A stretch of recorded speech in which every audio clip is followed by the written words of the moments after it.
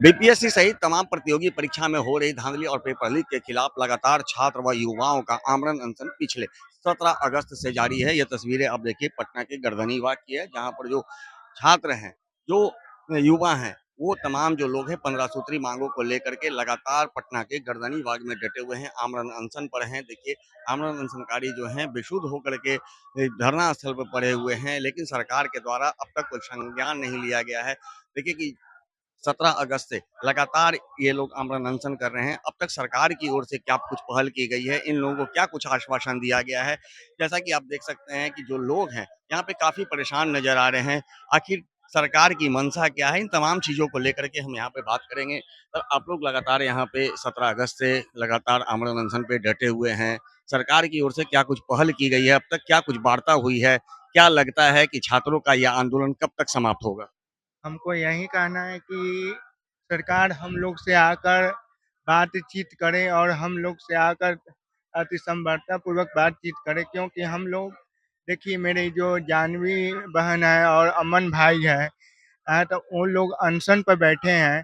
अगर वो लोग के कुछ होगा तो इनकी जिम्मेदारी सम्राट चौधरी जी होंगे, क्योंकि बीपीएससी में जिस प्रकार 17वें में धांधली हुआ है, एसएससी है, उसका एग्जाम के लिए 3 साल से अभी फॉर्म में भरा रहा है। जो ट्राई टीचर वाला है उसमें धांधली हो रहा है। तो हम इस सरकार से ये कहना है, ये मत करें, ऐसा मत करें।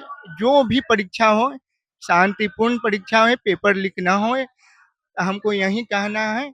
और मिस्टेक तिवारी, जो मिथिलेश तिवारी जी है, मिस्टेक से काम करता है। मिस्टेक तिवारी जी, हम लोग को बात सुना जाए।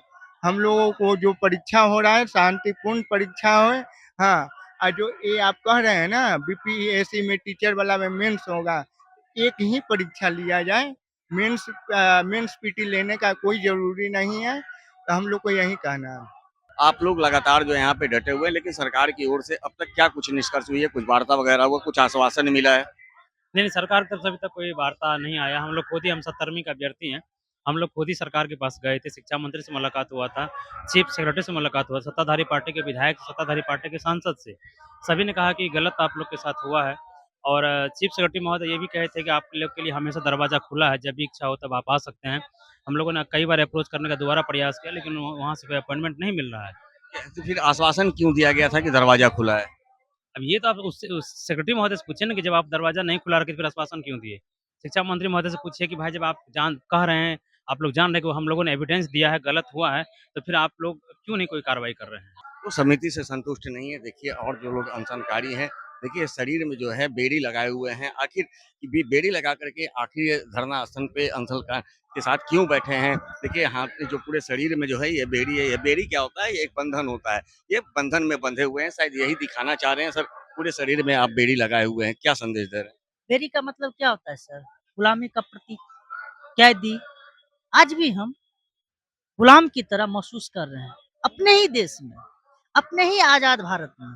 हमारे पुरखों ने जो अंग्रेजों से आजादी दिलाया था, गुलामी से आजाद किया था, आज का जो शासक है, आज का जो शासन है, आज का जो व्यवस्था है, सरकार है, हम छात्रों को गुलाम से भी ज्यादा बदतर व्यवहार कर रहा है। अब यह भी बताइए सर, जब हम लोग अपने हक और अधिकार के लिए सड़क पर उतरते हैं, तो लाठी तक तो ठीक था, लाठी भी नहीं चलना चाहिए। हम लोगों से संवाद करना चाहिए था ना। लाठी तो छोड़िए, AK-47 चलवाया जाता है। आप ही बताइए तो हम कैसे कहें कि हम आजाद हैं? वही हम बैरियों में जकड़े हुए हैं, दिखाना चाहते हैं कि देखिए आपका सिस्टम, आप लोगों ने झूठ बोल बोल कर, प्रताड़ित कर करके हम लोगों को कहाँ से कहाँ ला दिया है।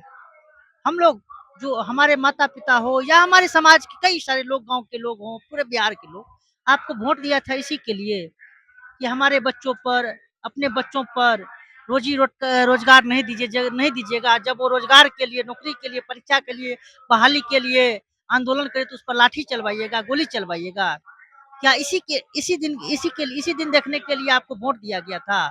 काफ़ी दिन हो गए आप लोग आमरण अनशन पे बैठे हुए हैं। अब आगे आप लोग की क्या रणनीति होगी? सर, कल का रणनीति है कि हम लोग मुख्यमंत्री आवास घेरने जा रहे हैं। घेरने जा रहे हैं? फिर घेरने क्या, जब तक मांगे पूरी नहीं होगी तब तक घेरेंगे, फिर नहीं कहिए सर। हम अंतिम समय तक घेरेंगे। यह कल का जो घेराव है न पहला है और न ही आखिरी है। जब तक मांग कि आपने कहा कि जब हम लोग प्रदर्शन करते हैं तो लाठियां चलती है, गोलियां चलती है, यानी कि फिर आप लोग एक बार लाठी और गोली खाने को तैयार। सर, बेरोजगार की लाठी से, बेरोजगार की दर्द से तो पुलिस का लाठी अच्छा है। थोड़े देर दर्द करेगा। लाठी खाकर भी हम अपना मंजिल तय कर लेते हैं, मंजिल पर पहुंच जाते हैं, सरकार को झुका देते हैं, सरकार हमारी मांग मान लेती है।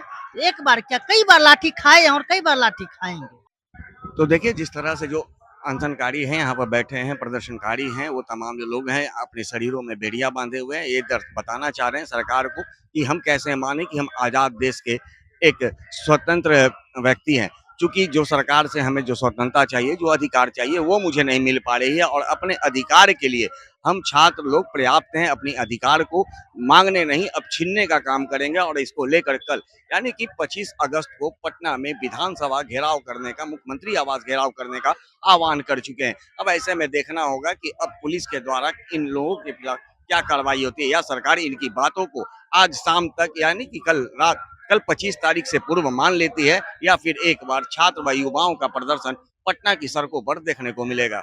सहयोगी जित्तू के साथ Gyanendra Verma, AVI national news, Patna.